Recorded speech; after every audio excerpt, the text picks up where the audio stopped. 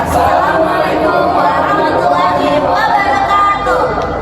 Perkenalkan, kami dari kelompok 1, kami ingin mempresentasikan mengenai pengusaha yang sukses di dunia saat ini. Sebelumnya, perkenalkan, nama saya Muhammad Rashid. Saya Silawati Zubaria. Saya Resnani Monalisa. Saya Sahala Nabila. Saya Faiz Putra Ramadan. Saya Nizar Fabiani. Saya Arif Ilham. Saya Husain Ade Rianto.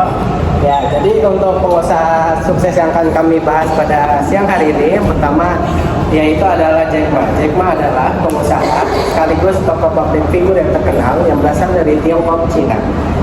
Dia dikenal karena kepemimpinan yang visioner dan juga peran pentingnya dalam membangun perekonomian digital modern di dunia saat ini. Dia juga sebagai motivator terkenal untuk memotivasi pengusaha-pengusaha muda agar dapat sukses seperti dia, karena dapat membangun reputasi global walaupun dengan latar belakang yang sederhana. Dia juga sekarang sebagai pengusaha sukses dan juga orang terkaya nomor 76 di dunia. Selanjutnya untuk masa kecil dari Jack Ma itu akan disampaikan oleh Berikutnya masa kecil Jack Ma. Jack Ma lahir pada tanggal 10 September 1964 di Tiongkok, Hangzhou. Jack Ma berasal dari keluarga yang bisa dibilang susah. Ibunya bekerja sebagai pemusik dan ayahnya bekerja sebagai pendongeng tradisional. Meski begitu, Jack Ma tumbuh menjadi anak yang pemberani. Sekitar usianya 12 tahun, ia mulai menunjukkan ketertarikannya dalam belajar bahasa Inggris. Ia rela bersepeda selama 40 menit untuk mengunjungi hotel-hotel yang ada di kota Hangzhou untuk menjadi pemandu wisata untuk turis-turis asing. Gunanya untuk mempelajari bahasa Inggris. Selama menjadi pemandu wisata, Jack Ma mendapatkan teman berasal dari turis asing, dan dari situlah nama Mayun dipanggil Jack Ma. Selanjutnya ada perjalanan akademis Jack Ma. Jack Ma bisa dibilang memiliki perjalanan akademis yang buruk. Ia gagal masuk di ujian sekolah dasar 2 kali dan 3 kali untuk ujian masuk sekolah menengah pertamanya. Bahkan kegagalannya bukan cuma sampai di situ. Jack Ma juga gagal 2 kali untuk memasuki ujian masuk universitas. Dan di percobaan ketiganya, ia baru berhasil untuk memasuki ujian dan diterima di Universitas Hangzhou Teacher Institute dan mengambil jurusan bahasa Inggris. Lalu Jack Ma lulus pada tahun 1988. Berikutnya akan dibacakan oleh Ilham. Lanjut, setelah lulus dari sekolah menengah ke atas, Jack Ma sempat gagal dalam ujian nasional University Hangzhou sebanyak 2 kali. Namun dalam upaya yang ketiga, akhirnya Jack Ma lulus dengan nilai matematika yang tetap rendah, namun dengan nilai bahasa Inggris yang cukup tinggi. Jack Ma diterima di Universitas Hangzhou Teacher University atau yang dikenal sebagai Hangzhou Normal University. Jack Ma juga salah satu mahasiswa yang cukup gigih, walaupun bukan yang paling pintar di kelas. Jack Ma mengambil jurusan bahasa Inggris, dan Jack Ma juga sering memanfaatkan waktunya untuk bersosialisasi kepada mahasiswa maupun dosen dari luar negeri. Berbeda dengan masa sekolah menengahnya, di sini Jack Ma menemukan arah hidup yang benar. Jack Ma juga mulai menemukan kepercayaan dirinya, tidak seperti saat sekolah menengah yang sering kali gagal. Kini Jack Ma menemukan kepercayaan dirinya sebagai mahasiswa yang aktif dalam berorganisasi bahasa dan budaya. Lanjutnya akan dilanjutkan oleh Husain. Selanjutnya perjalanan awal karir Jack Ma.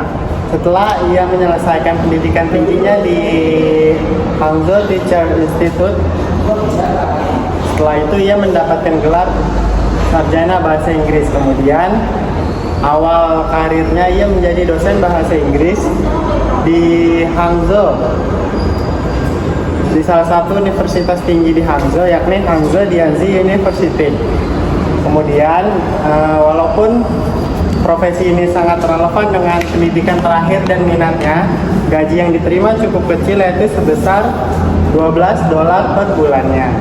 Walaupun begitu, ia merasa menjadi dosen bahasa Inggris mampu mengasah kemampuan berkomunikasinya dan berinteraksinya dengan orang lain. SWOT Alibaba. Sebelum masa terkenal, apa masa awalnya? Yang pertama adalah strength atau kekuatan. Visi Alibaba. Alibaba mempunyai visi yang besar, yaitu menjadi pemimpin yang berkualitas. Selanjutnya, Alibaba juga memiliki tim yang kecil. Walaupun kecil, Alibaba memiliki tim yang solid. Alibaba merekrut orang-orang yang berdedikasi tinggi, sehingga menghasilkan orang-orang yang berkualitas dengan daya yang terbatas. Yang ketiga adalah pemahaman pasar. Alibaba sangat melihat peluang besar pada pasar e-commerce saat itu. Yang kedua adalah weaknesses. Weaknesses atau kelemahan. Alibaba pada saat itu Alibaba mempunyai keterbatasan, yaitu di bidang teknologi. Alibaba bukanlah seorang ahli dalam teknologi atau teknisi. Dia hanyalah seorang guru bahasa Inggris. Jadi dia mempunyai keterbatasan akan hal tersebut. Tetapi itu tidak merubah hal tersebut. Yang kedua yaitu modal yang kecil.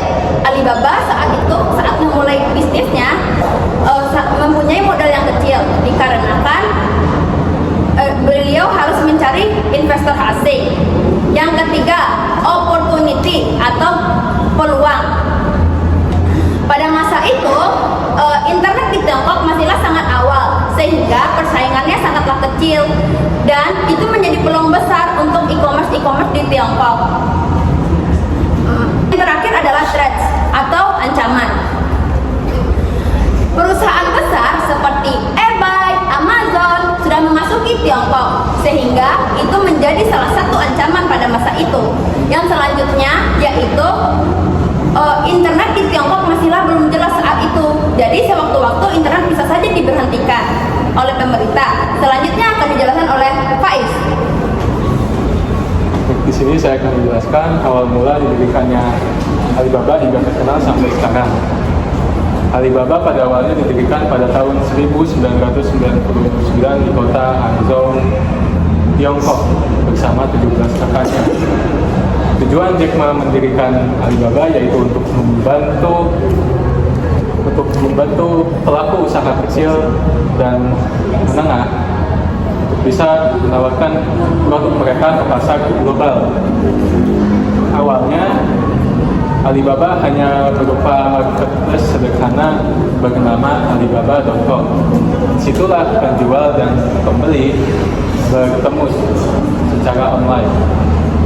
Namun Alibaba dapat berkembang pesat berkat visi yang dipikirkan oleh Jack Ma, yaitu visinya Jack Ma melihat potensi yang besar pada e-commerce di masa depan.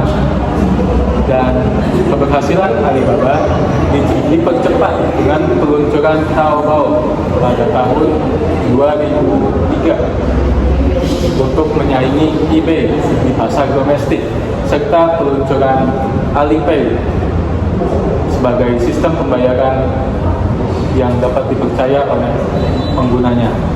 Selanjutnya akan disampaikan oleh Sarah Nabila. Pada awal berdirinya perusahaan Alibaba, perusahaan ini berkembang sangat cepat dan pesat hingga menjadi salah satu perusahaan terbesar di dunia. Pada tahun 2003, Alibaba berhasil meluncurkan Taobao. Platform ini berhasil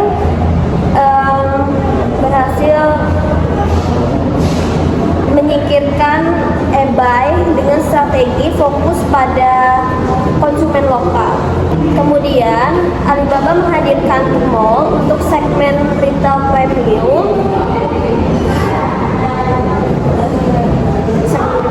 serta Alipay yang kini menjadi salah satu pembayaran digital terbesar di dunia. Tidak hanya itu juga, Alibaba juga mendirikan Alibaba Alibaba Cloud yang berkembang pesat dan menjadi komputasi awan di Asia. Pada tahun 2014, Alibaba pernah tercatat sebagai IPO di New York terbesar 25 miliar dolar Amerika Serikat sepanjang sejarah. Selanjutnya adalah dampak dan warisan Jack Ma. Jack Ma meninggalkan warisan yang jauh melebihi dari kesuksesan finansial Alibaba karena pengaruhnya tidak hanya pada dunia bisnis, tapi juga pada dunia pendidikan dan inspirasi sosial. Dengan gaya kepemimpinannya yang visioner, karismatik, Jack Ma mampu memotivasi banyak orang dan mengubah landscape e-commerce global yang pada saat itu dikuasai oleh orang-orang barat atau dunia barat Eropa sana. Melalui Jack Ma Foundation, ia berkontribusi besar dalam bidang pendidikan, lingkungan, dan pengembangan wirausaha, sehingga memberi dampak positif pada generasi muda pada saat itu. Bahkan hingga sekarang, karena karakteristiknya yang gigih, pantang menyerah, dan mampu memulai semuanya dari awal, Jack Ma bisa menginspirasi banyak orang, terutama orang-orang yang merintis juga sama seperti beliau sendiri.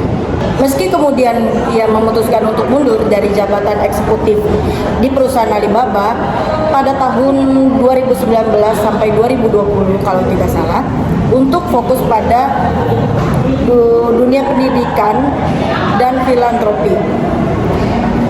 Tetapi pengaruh Jack Ma tidak sampai situ saja karena dia masih memegang sebagian saham dari Alibaba, jadi dia masih diingat oleh sebagian banyak orang dengan kisah-kisah inspirasinya, menginspirasi banyak generasi muda untuk memulai dari awal seperti dirinya sendiri. Sekian dari kelompok kami, mohon maaf jika ada salah-salah kata dan kurangnya informasi. Assalamualaikum Warahmatullahi wabarakatuh.